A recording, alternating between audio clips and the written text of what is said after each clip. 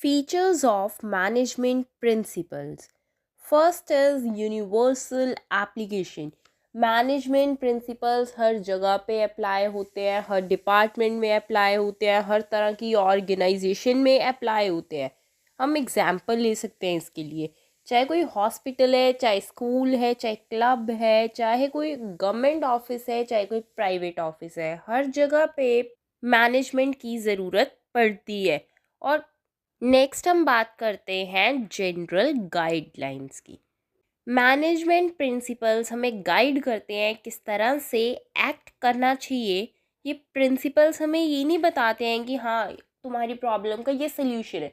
ये जस्ट एक गाइडेंस है to act in the organisation. For example, the principle of stability of tenure consist on giving a stable time period to employees to settle down.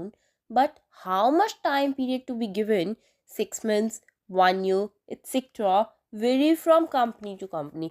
कि principal of stability of tenure क्या कहते हैं कि एक employ को stable होने के लिए कुछ टाइम पीरियड देना चाहिए. 6 मंथ्स का टाइम, 1 ईयर का टाइम, कि हाँ तुम्हारे से हमें ये प्रोग्रेस चाहिए, लेकिन वो बंदा इस चीज़ को इम्प्रूव करे. धीरे धीरे उसको टाइम देना चाहिए कि वो अपनी सीट पे सेटल हो सके. कोई भी बंदा किसी भी चीज़ को एक दिन में या एक हफ्ते में नहीं सीख सकता. डे बाय डे इम्प्रूवमेंट्स होती हैं. नेक्स्ट हम बात करते हैं एवोल्यूशनरी. जो मैनेजमेंट प्रिंसिपल्स डेवलप हुए हैं ये भी रिसर्च वर्क करने के बाद हुए हैं, बहुत सारी ऑब्जर्वेशंस करने के बाद डेवलप हुए हैं. इसलिए हम कह सकते हैं कि they are formed by practice and experiments. For example, principle of division of work.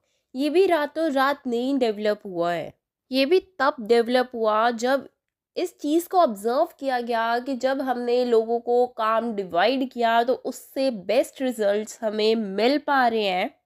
तो इस चीज़ को डिफरेंट डिफरेंट ऑर्गेनाइजेशंस में टेस्ट किया गया.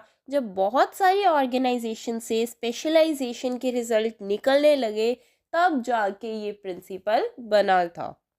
नेक्स्ट पॉइंट हम बात करते हैं फ्लेक्सिबिलिटी की. Management principles can be applied differently under different conditions. जो भी मैनेजर्स इन प्रिंसिपल्स को यूज़ करते हैं वो मॉडिफाई कर सकते हैं सिचुएशन के अकॉर्डिंगली, अपने अकॉर्डिंगली, अपनी स्किल्स के अकॉर्डिंगली. ऐसा कोई हार्ड एंड फास्ट रूल नहीं है कि अगर एक बार ये प्रिंसिपल्स बन गए हैं तो वो चेंज नहीं हो सकते. नेक्स्ट हम बात करते हैं behavioural in nature.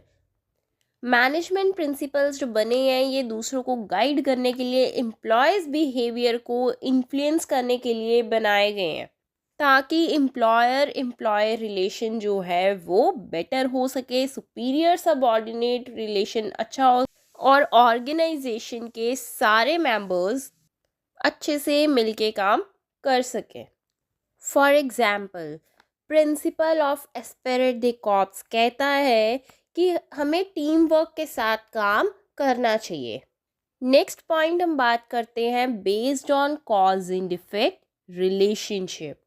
Management principles किसके ऊपर बेस हैं? Cause and effect relationship. मतलब कि हमें ये प्रिंसिपल्स कहते हैं कि अगर किसी भी पर्टिकुलर सिचुएशन में हम प्रिंसिपल्स को अप्लाई करते हैं तो उसका क्या इफेक्ट हो सकता है.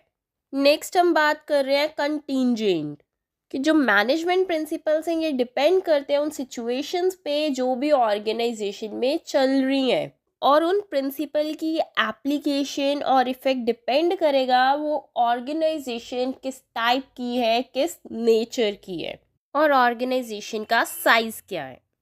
For example, principle of team spirit वहीं पे अप्लाई हो सकता है जहाँ पे बहुत सारे लोग काम कर रहे हैं. अगर जहाँ जिस कंपनी में 2-4 बंदे काम कर रहे हैं तो वहाँ पे तो अप्लाई हो ही नहीं सकता. अगर सोल प्रॉपराइटर सोचे कि मैं टीम स्पिरिट को यूज़, वो कैसे करेगा?